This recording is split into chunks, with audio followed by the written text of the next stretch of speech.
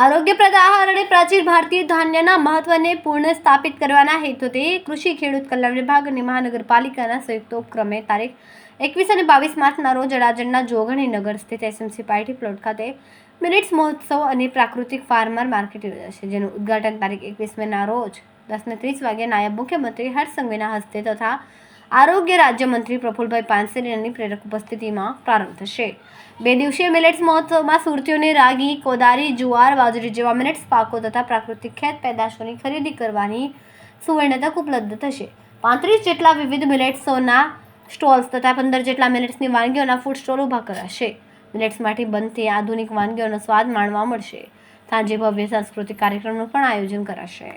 Cameraman સેનલ Virani સાથે વિશાલ છેટા, માનવ Prabha news, Surat.